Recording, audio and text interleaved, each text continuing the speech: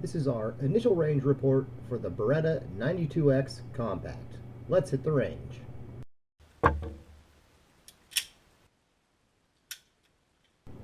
This is the very first magazine that I put through this gun. I found this gun earlier in the week after looking for more than a year to try to find one locally. And like all single action, double action guns, I tried to do my first shot double action since that's probably how I'm going to carry it if it was going to be a carry gun. So let's get through this first mag and then we will get on to our initial thoughts. I hope you'll excuse the extra gun noise in the background of this video. I am at one of our beautiful local DNR ranges that the state makes available for us, which they are a very nice resource to have and to be able to take advantage of, if you live close enough to one. So big shout out to having that available. There is some public noise to contend with.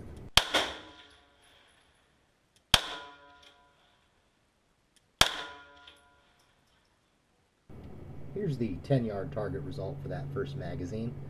Very impressed for trying to figure out the sights on that first magazine. I'm going to try to show a little more shooting in this video. So here's the second magazine through the gun. I tried to do, I believe, half of this magazine testing the double action trigger. And you'll notice, I don't know, about 5 or 6 shots in that at one point I really grin at it. Because I will say, in my opinion, for single action, double action, hammer fired guns that I fire that are factory guns, this one had, in my opinion, or I should say has in my opinion, a very good single action, double action trigger for a factory gun. It's a very smooth double action trigger. I'll get the trigger gauge on it, we'll get a weight on it, but I was just really impressed right out the gate with that double action trigger. Now another thing I want to mention right from the start so I don't forget is, another thing I really liked about this gun when I bought it was it comes with 3 magazines, and I can't remember the last time I bought a gun that came with 3 magazines. Seems like nowadays you're lucky if you even get 2 with one. So big props for not only giving you 2, but 3 magazines for this gun.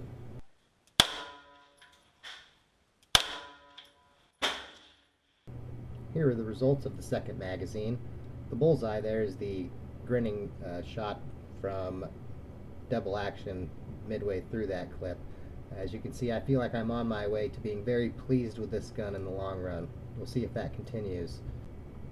The Beretta 92X Compact is a single action, double action, hammer fired 9mm pistol.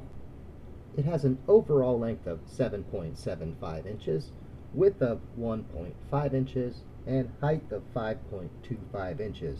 It weighs in at 27.2 ounces. The 92X Compact features a 4.3-inch target-crowned chrome-lined barrel. In my experience, it's been very accurate thus far through the 200 rounds I put through it today. And you can get this gun with either ambidextrous safety decocker or ambidextrous decocker. I have the decocker version of this gun, and I think it works pretty well. The slide release and takedown lever are easy to use, and I would say anyone familiar with the 92 will be familiar with them. Now, I was pleasantly surprised with the trigger. My full-size 92 doesn't have a bad trigger, but this one from the factory, it was actually surprisingly good. The double action trigger is between 7 and 7.5 pounds, while the single action is between 2.5 and 3 pounds. Though the double action trigger on this is a very smooth double action trigger that was easy to use, and I was very impressed by it. Now the sights on this gun are another area where I think it made a big improvement over my base model 92 FS. It has a red dot replaceable front sight with a anti-glare rear sight, though both are replaceable, which I think are big bonuses on a gun if it's going to be your carry gun. If you don't like the factory sights, you put what you want on there. Now this isn't our comparison video, but I am going to highlight a couple things that are different between the 92X and the 92FS for those like me that were curious when buying. Now the biggest difference that I found between the 92 and the 92X is what they'll call the Vertex Frame, and if you're like me, you have no idea what that means, and websites will say things like it's slimmer and features a different grip angle, and then you look at the materials and you say, well, the width and all this listed are the same between them, what give? I'm going to use some movie magic and we'll try to highlight the difference. Yeah, since we're going at it, we might as well do better movie magic. Now there's the highest technology available in the world, paint movie magic on here. And you can see there is actually a slight difference between the two that I think is not apparent when you look at some websites or you just look at numbers alone. Now the other thing I did is I took a pair of calipers and I measured the width of the grips on my gun.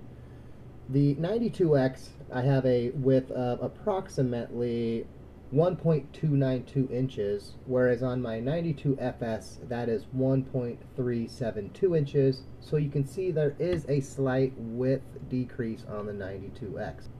Now another thing I'm going to mention that's hard to get on video is, or camera, I think the width of the grip on the 92X at its widest point is actually wider than the 92FS. Now I want to say the 92X has a palm swell style grip on them to where around that Beretta logo it's actually wider on this gun than on my 92FS. According to my caliper, it's about 0.070 inches wider, which is, you know, noticeable slightly. Now, however, because the overall grip average width I think is narrower, if you have, say, a normal to a smallish size hand, you're probably going to find that 92X more comfortable and maybe even in the Goldilocks zone. And let's hit the range again. Now, after the first couple magazines through this gun, I worked on the double action to single action that would happen if you were going to carry this gun and fire more than one shot through it. Now, as I've said a couple times, the double action trigger on this gun from the factory is very smooth. It's very good. I don't know one that I've found better from the factory, to be honest. It's just very good. Now that double action to single action conversion, I think no matter what you shoot, it's going to take some work because they're just two very different triggers, to be honest. Now that was pretty easy on this gun. Now I was aided a bit in that I do practice double action to single action with all my double action single action guns regularly. It's something I make a point of doing, and I regularly practice the double action trigger also by itself just because, well, your first shot's going to be double action and I want my first shot to count. Now as you can tell shooting this video, at times I do that what I consider very good, and then sometimes it gets pretty wild.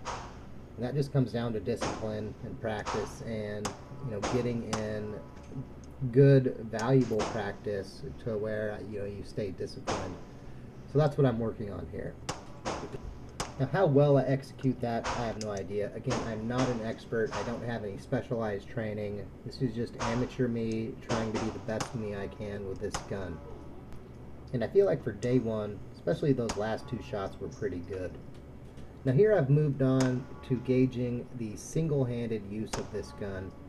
And this is an area where I really, for the last year, I've just straight up neglected one-handed shooting because I think we all inadvertently neglect things and we all need to get better at things. So that's what I'm trying to do here, is now that I'm conscious of my neglect of one-handed shooting, I'm trying to better myself at it again.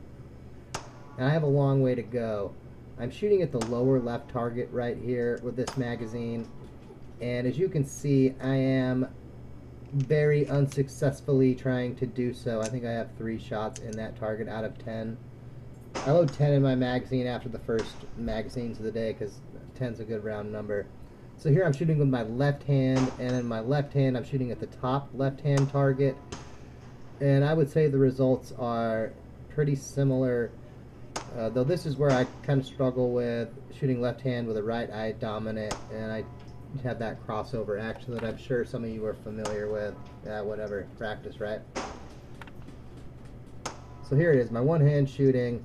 I need to lift more, get my shoulder strength and my arm strength up really to more successfully do one-handed shooting, because I think that's what's really hurting me is more, I'm just weak. Let's be honest, I'm weak. I work an office job. So I need to lift, bro, and get my strength up so I can do successful one-handed shooting. Now, this will be the last clip that I show you, and it's one where I just shoot this gun, I would just say general practice with it.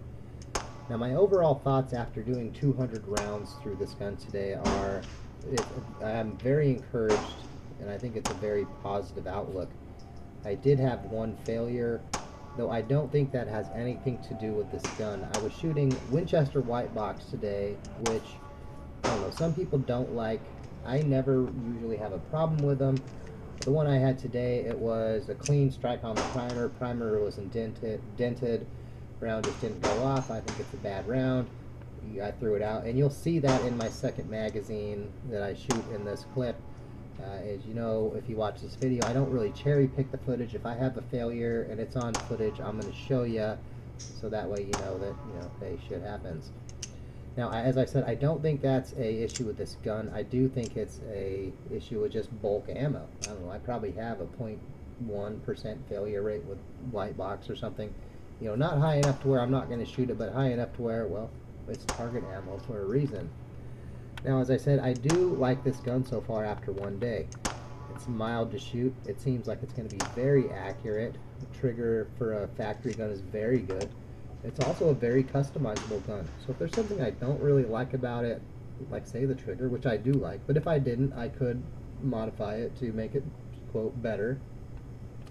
Now you can change a whole host of springs on it. You can change the sights on it. You can change the grips on it, which I imagine if there was one thing I would change would be the grips on it. Now, I would be tempted to put, say, a fiber optic target sight on this gun, but since it's a carry gun, I'll probably leave it with that little single red dot front that it does have. So overall, I do like this gun.